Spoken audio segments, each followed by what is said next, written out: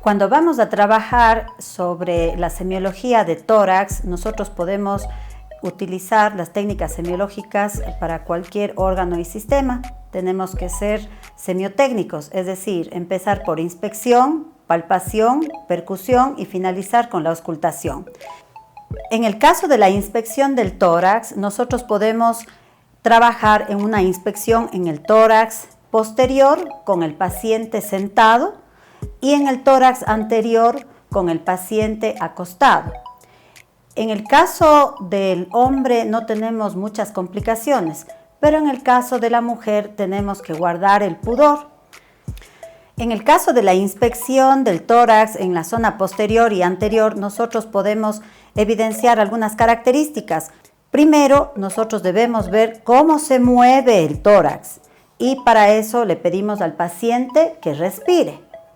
Mientras el paciente respira, nosotros vemos la movilidad del tórax.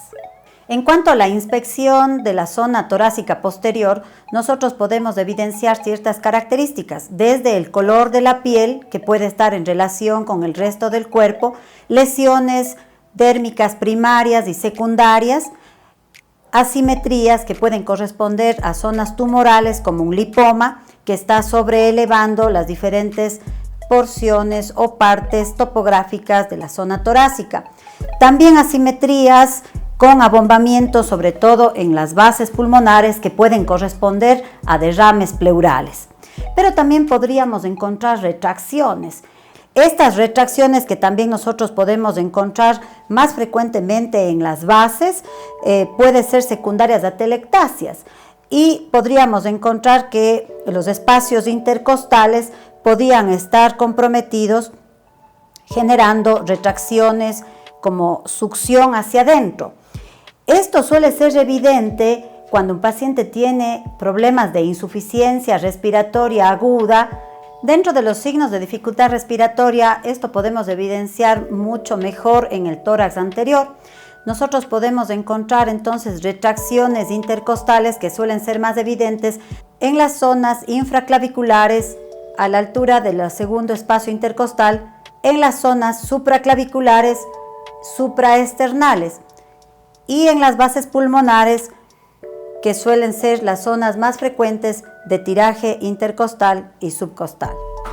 Hay que ver la frecuencia respiratoria, la profundidad de la respiración y sonidos audibles a distancia, que pueden ser el estridor, que es como un sonido de cornaje en donde el aire sale a presión por una glotis cerrada.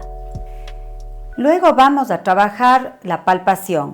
En la palpación de la zona torácica posterior vamos a hablar de la amplexación. La amplexación consiste en mirar cómo es el movimiento y la expansibilidad de la jaula torácica, y podemos hacerlo en la parte superior, en la zona de los vértices, y en la parte inferior, en la zona de las bases. En la parte superior colocamos nuestros dedos, ¿sí?, a nivel de la musculatura superior y viéndose los pulgares, de tal forma que se deslicen entre la columna vertebral para producir un pliegue. Una vez que se produce el pliegue, pedimos al paciente que respire y vemos el desplazamiento que se realiza entre los dos dedos pulgares. En las bases colocamos nuestras manos de tal forma que los dedos se dirijan hacia la línea axilar media y los dedos pulgares se deslicen a la altura de la 10ª costilla. Entonces generamos un pliegue, ¿sí?, entre el dedo y la columna vertebral y solicitamos al paciente que respire. Y vemos el espacio de amplexación que queda entre nuestros dedos y el pliegue. Para la palpación del frémito vocal, nosotros tenemos que indicar primeramente que debemos utilizar una sola mano hasta que usted aprenda a realizar el frémito. De esta mano nosotros debemos utilizar la cara palmar y de esta parte con mayor exclusividad la zona tenar y también el borde cubital de la mano. Para complementar la técnica, nosotros invitamos al paciente a que diga 33 y además nosotros debemos colocar nuestras manos siguiendo un patrón en las zonas interescapulovertebrales de cada hemitórax. Tenemos una primera zona en esta posición, una segunda zona en esta posición, una tercera y una última cuarta. En el caso de la percusión, nosotros debemos recordar que la técnica va a ser en escalera, pero también debemos insistir que en el caso de la pared torácica, el momento que nosotros percutimos solamente alcanzamos de 5 a 7 centímetros de profundidad. Por lo tanto, las lesiones que se encuentran más profundas no van a ser audibles. Y hipertrofia de la masa muscular, tejido adiposo incrementado o lesiones por debajo de la dermis como aire o líquido también podrían evitar que nosotros en la percusión escuchemos sonidos patológicos profundos. Vamos a realizar la percusión con la técnica en escalera. Empezamos por el hemitórax derecho.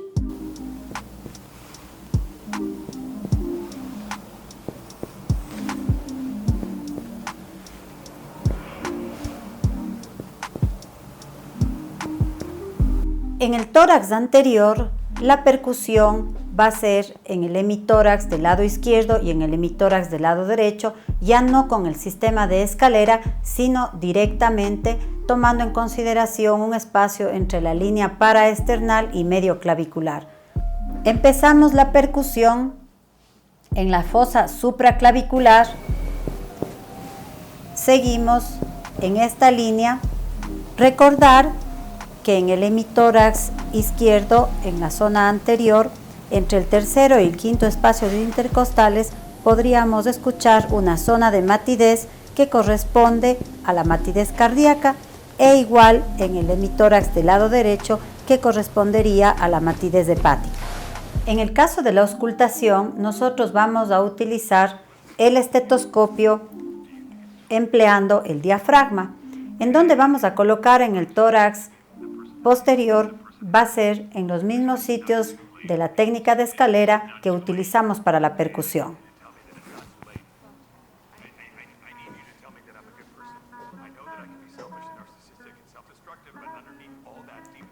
Y esperamos que el paciente por lo menos tenga una respiración o un ciclo respiratorio completo.